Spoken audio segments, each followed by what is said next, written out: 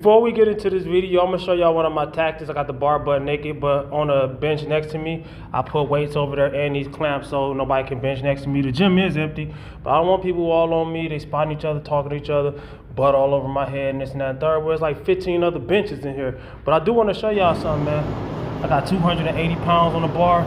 Not much, but I'm bringing my bench press back. I was at 365 years ago. I weighed a lot more right now, weighing about more than weight about 169, give or take. Sometimes a couple pounds less, sometimes a couple pounds more. In the gym today, I weighed myself, I was 175. With clothes on, of course, lightweight clothes. But I have my phone in my hand, this and that, third, headphones on, drawers, socks, do-rag, t-shirt, you know what I'm saying, socks, socks. But 280, it's the heaviest I've done since I've been bringing my bench press back. Didn't do it with a spotter. It was kind of a struggle, but it wasn't too hard. 280, man. Last time I did 275, but I did it at 162 pounds too. So, you know what I'm saying? My bench press has lots of potential to come back. I want to get back into my threes. Now my goal, my short-term goal, well, I don't know how short of a term goal is going to be, is to get back to 315. I want 315 at this body weight. So if I do it at this body weight, it has to be a short-term goal because I am going to gain weight soon. But if I can at least get 305 at this body weight, right? 305, which is what, 25 pounds heavier than what I just did. But to go for an actual max, I would have to have a spotter, and I would have to do things before lifting that I didn't do. So, all right, y'all, 9:37 p.m. squat every day. All right, y'all, 10:12, right? I made it to the gym, but I might not be able to go in there. All right, y'all, so it's 11:51 p.m. Okay, I'm good. It's still squat every day. Hey, man. All right, y'all, I'm gonna tell y'all my goal of what I'm trying to do before I even get in there. I'm on my way to the gym, and I am going to bench, squat, and deadlift. I know I've been doing that too much often lately, but I really want to see what my estimated total will be. All right, a total is the when you add your bench, your squat, and your deadlift maxes together. Even though I'm not maxing, I just want to have a good idea of what my total would be. And my goal is to hit 1,200 pounds. And I don't know how exactly I can do it, but I think I can at least do a 280 bench without a spotter comfortably and not injure or get, you know what I'm saying? I can at least do a 280 bench. I probably could do 3-something if I was in the right situation. But I'm going to do 280 or close to it, all right? That's the goal. And my goal for a squat would be 325. That'll put me at, what, 605? And that'll mean I will have to do a 595 pound deadlift, which I've never done near that, so I don't know. I could probably do like 545 or something like that. I don't know. Yeah, if I could get 1100 and something, and a lot of people don't understand, like, strength and muscle is not the only thing that goes into lifting. It's technique, skills, breathing, bracing, readiness, confidence. There's things like your timing in between sets. All of that stuff has to line up. You know what I'm saying? So that's why I go to the gym, and I be trying to get an empty gym or not bothered or nothing like that. A lot of people think I be being funny to people. No, it's not like that. I just want to, I want to reach my goals, and I also don't want to get injured with those distractions. Those distractions can mess you up. So I'm just going to see what we're going to do, man. So we're going to squat to make sure I beat 12 o'clock, and I'm also, so I can make sure I squat every day, like I said, and I'm going to bench, and then I'm going to deadlift. So I'm basically doing it in the same order that a power lifter would do, bench, squat, deadlift, you know what I'm saying? And yeah, man, at my body weight, I'm like 70 kg. Shout out to Russel Orhii. He just did he's like 93 kg now, and he broke the world record. I think he broke the record on squat and deadlift, or was it squat and bench press?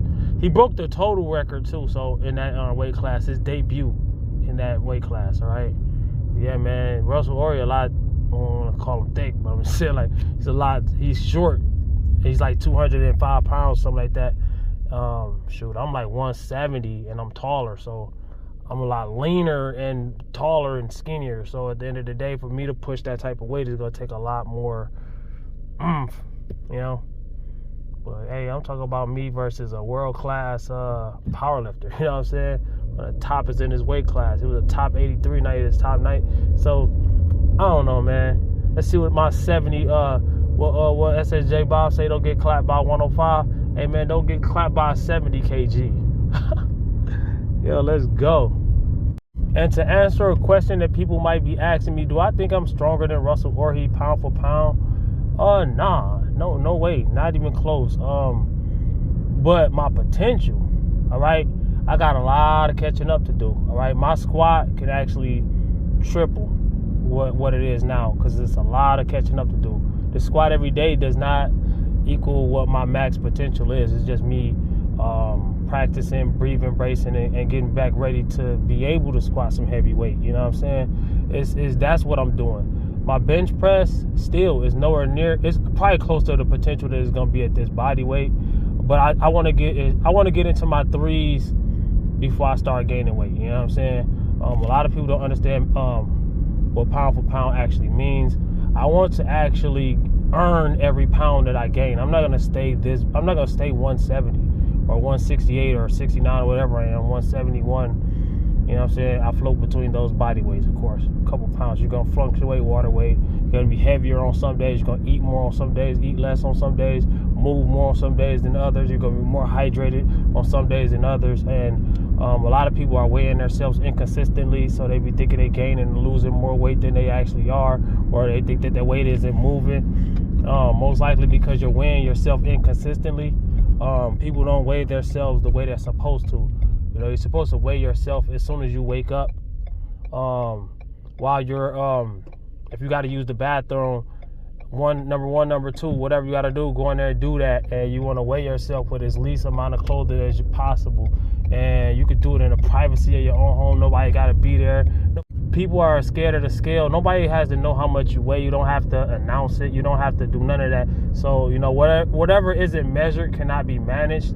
So a lot of people never, you know, reach their goals with weight loss because they're afraid of the scale. You know, you don't have to do it in front of everybody. You know what I'm saying? So when I do weigh myself in front of everybody on camera, I'm usually like 175, but that's in the gym with clothing on, lightweight clothing. But I got wrestling shoes, shorts, drawers, socks, pants, not pants, but t-shirt, do-rag, and I be holding my phone, and I had drank probably a half a gallon of water before the gym, making sure I'm hydrated.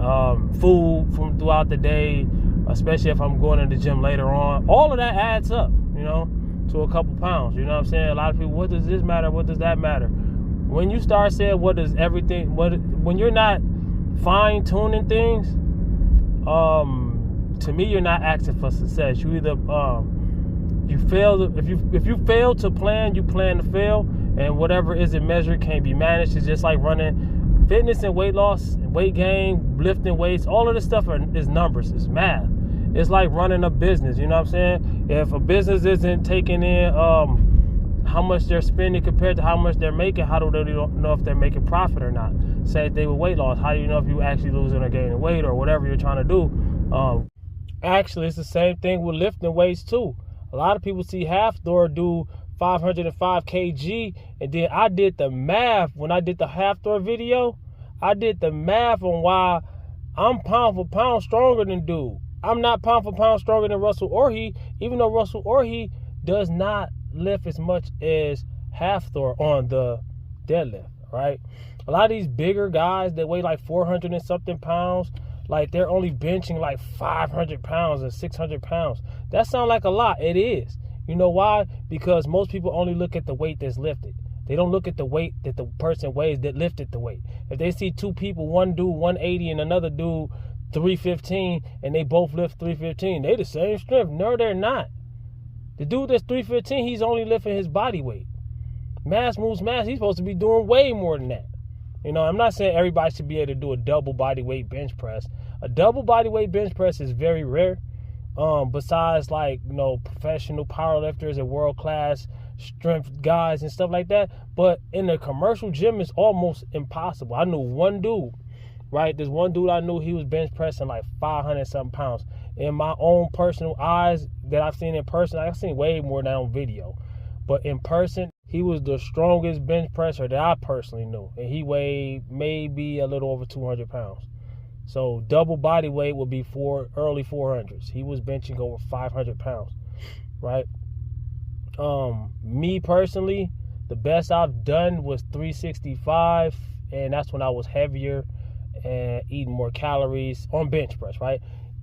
I was heavier, I was eating more calories, and my bench press was more consistent than it is now. You know, I did the whole bringing my bench press back series. A lot of people don't understand, like, people thinking I'm complaining. No, I'm explaining.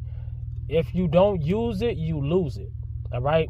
And if you do lose it, or you have a long layoff or something, always start over. That's what I'm doing on my squat right now. That's what I did on my deadlift before. I tell people this all the time. It sounds like a broken record, but at the same time, safety is first. If you want to do this for a long time, you want to keep yourself safe. You know, if you don't think about safety when it comes to lifting weights, probably shouldn't be lifting weights, all right? So, yeah, man, salute to all the people that's out there, you know, doing their thing or trying to do their thing or thinking about doing their thing. I've been there, done that too with the thinking about thing, procrastinating. I went to Job Corps in 2007. I came down here to South Carolina in 2008, so a year, right?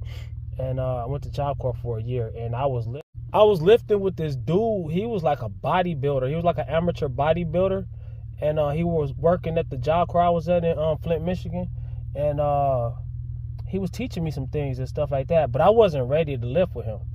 I lifted with him, and he ran me through his whole little workout and stuff like that, and I was keeping up and doing my thing, but guess what? The next day, and then for the next couple days, probably almost a week, man, I couldn't put my arms to my side, bro. Like, sis, whoever listening, watching, and learning, hey, man, so my thing was, I had to train myself to be able to train with him. You know, so I had to work out by myself because he was going to push me like that. And you don't need to be getting pushed like that as a beginner. But for some reason, I stopped lifting. And I started, like, I had got sick. That's what it was. I had got sick. I was probably like, that's back when I was heavy. I was like 275. A lot of fat was on me. So as a natural, you're not going to be that heavy and lean and ripped and muscular. You're not, you know what I'm saying? You might look like it, you might think you are, unless you're like 6'5" or 6'8" or something like that. Other than that, most regular height people, average height or slightly above or slightly below people are not gonna be 200 and something pounds, lean, shredded, and ripped. All right, you're not. You know what I'm saying? The average, you know, yes, you got genetic